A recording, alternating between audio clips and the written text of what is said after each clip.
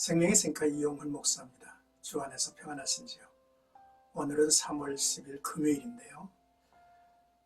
생카에서는 레위기서를 묵상하는데 오늘 10번째 시간 6장 14절에서 30절까지 소제와 속죄제 보충 규례라고 하는 주제입니다. 하나님은 소제인 곡식 제물의 일부를 제사장에게 주셨습니다. 본문은 제사장이 제물을 다룰 때에 유의할 점과 남은 제물의 처리 방법을 주로 언급하고 있죠. 먼저 14절에서 18절까지는 소제에서 곡식 제물의 규례입니다. 2장에 소개된 내용에 보충된 것은 한 가지죠. 거룩한 곳에서 제물을 먹으라는 것입니다. 6장 14절에서 7장 10절은 곡물로 드리는 소제, 속죄제, 속건제를 지칭하여 지극히 거룩한이라고 표현을 했죠. 소제는 일반적으로 번제에 수반하여 함께 드리는 제사입니다.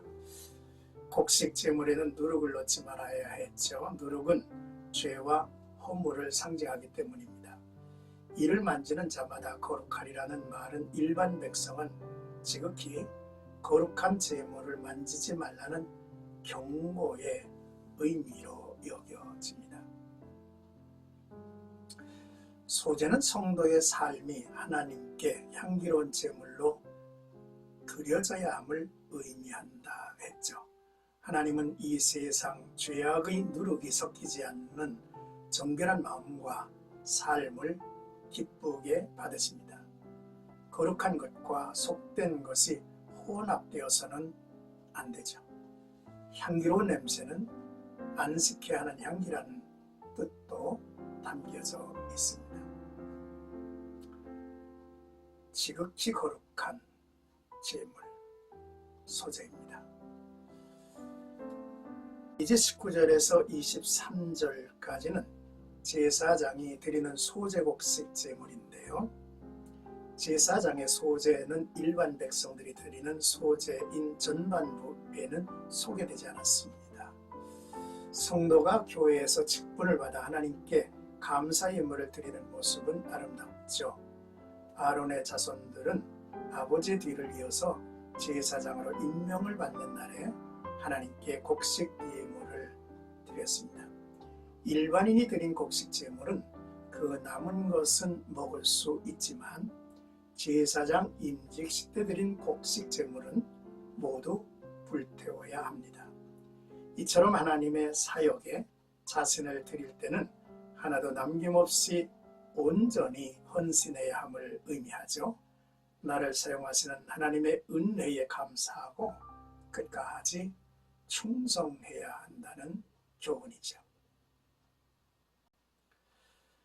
24절에서 27절까지는 속죄제의 거룩한 피에 대하여서 말씀합니다. 분단락의 속죄제 규례는 4장에 소개되지 않는 보충의식이죠. 속죄제물은 지극히 거룩하기 때문에 여호와 번제물을 잡는 곳에서 잡아야 합니다. 그 속죄제물은 제사장들이 회막들 거룩한 곳에서 먹을 수 있었습니다. 그 고기에 접촉하는 모든 자는 거룩할 것이며 옷에 피가 묻으면 그것을 거룩한 곳에서 빨아야 한다 했습니다. 예수께서는 인간의 죄를 대신 지고 돌아가심으로 하나님 앞에 거룩한 제물이 되셨죠. 성도는 거룩한 예수 그리스도의 보혈로 속죄함을 받고 의롭다함을 얻은 자입니다. 성도는 예수의 보혈로를 존귀하게 여기고 성결하고 거룩한 삶을 유지하며 살아가야 할 책임이 있는 것이죠. 이제 28절에서 30절까지는 고기를 먹는 규례입니다.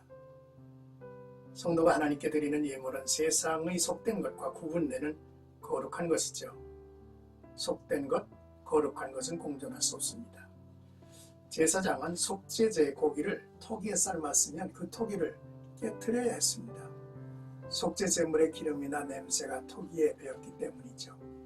고기를 놋그릇에 삶으면 그것은 물로 씻어 사용할 수 있죠.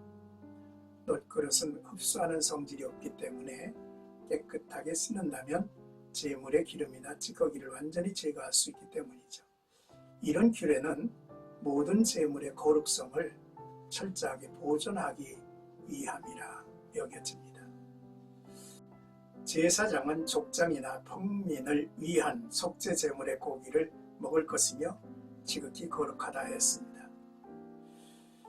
비록 제사장의 목으로 돌려진 것을 할지라도 어디까지나 제사, 예물은 하나님께 드려진 바 된 거룩한 성물이었기 때문에 결코 소홀히 취급해서는 안 되었습니다.